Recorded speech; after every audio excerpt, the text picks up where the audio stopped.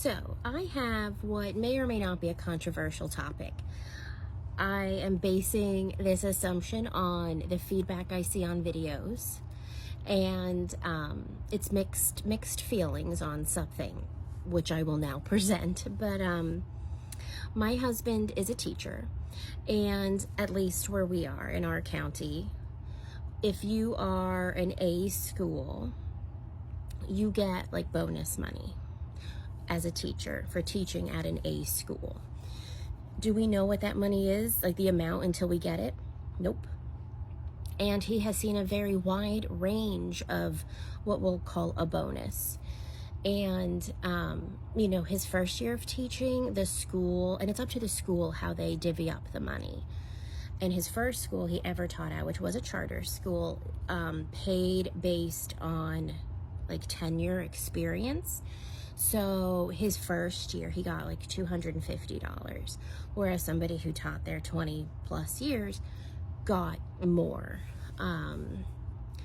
His current school, everybody gets the same amount of money across the board for the year that you taught. So like if you're a teacher who didn't teach there the full year, anyway, blah blah blah. So we got that money, and it was, I think, the largest amount we had ever gotten for his A school bonus. And in the past, that money always timed out with needing to replenish something in our emergency fund, car accident, replenish the emergency fund from a medical bill, work on the car, something around the house. I think maybe once or twice, the bed is shifting because pretzel is shifting. I think once or twice we just put the money into the savings. It had no, it wasn't earmarked to replenish anything.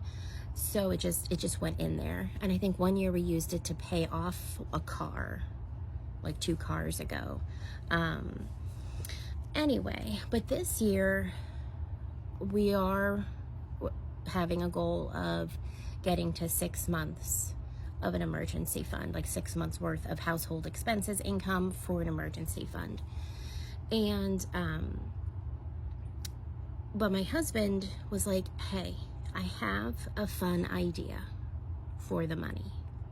Now, it wouldn't use up the whole bonus because he knows I wouldn't fly with me. But we have a Switch 1. We got it during the shutdown. And we got it used off a marketplace. A person used it once and was like, this isn't for me. And it's gotten a lot of use from my husband and my kids. Once in a blue moon, it's hard for me to find the opportunity. And we were going to discuss saving up for a Switch 2. Because big purchases like that, we either use credit card points for, or we just save up for it. And maybe to some people, the price of a Switch 2 isn't a big purchase. It's like 500 something. That's a big purchase for us. So he said, I'd like to use some of that to buy the Switch 2, and it comes with a bundle. You can choose a game with it, because the price will be going up. And it would take us a really long time to get there, simply because of our goals of the emergency fund. We always put more into savings than like saving up for something fun. And I said, okay, I agree, because we will not come into a chunk of money like this until potentially income tax season, as a tax return. And we still had leftover money to put into savings. And we also purchased another game with it. So we got the Switch 2 bundled with Pacopia. And then we also purchased Tamagotchi Life. And so that came to almost $600 with tax and everything. And there's going to be people out there who go, no, if you were having savings goals, if you were doing everything in your power to save up money, then everything that you make, every little bit of bonus goes into savings. And then you have others who go, hey, no, that was money you weren't expecting, and it didn't even eat up the whole thing, and everybody deserves some fun. And I was honestly sitting here wondering, how to share this. And not that anybody needs to even know we purchased it.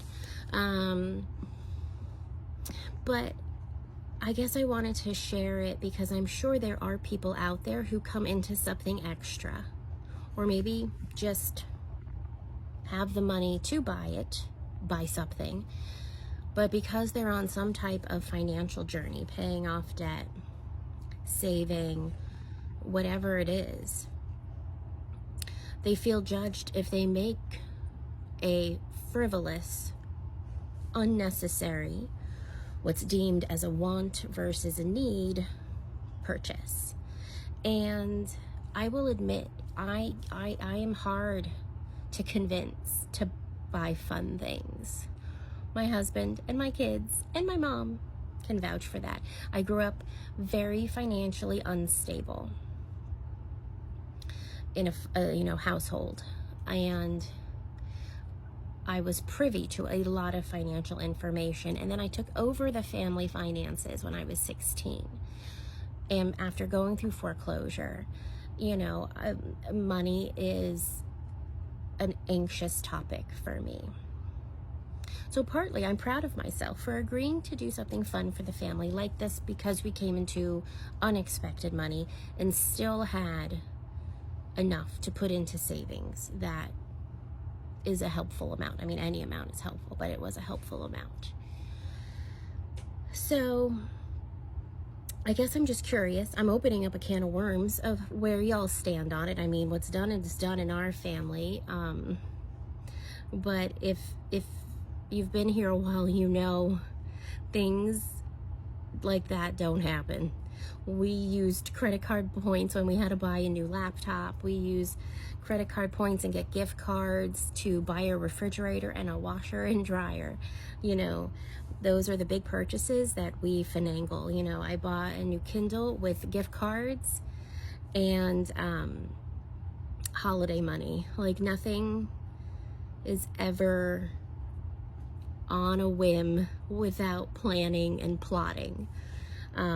But there are going to be some people who go, no, you shouldn't have. And that's okay. Everybody's got their opinion. I make no judgments to anyone's financial journey, financial past, financial decisions presently.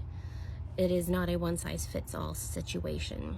But I just thought I'd chit-chat about this. And then my husband used his holiday money and got a game that I had been wanting. And I got frustrated that he used his own holiday money to do that. But it's because he knew I'd never buy it for myself. It was Animal Crossing, in case anyone's wondering. I am very behind in the times. But that's what's going on here. Just thought I'd share that. And you're welcome to leave opinions on something like this, because like I said, it's a 50-50 topic of where you land. All right, I'm done blabbing. I hope y'all are doing okay, and I'll talk to you later. Bye.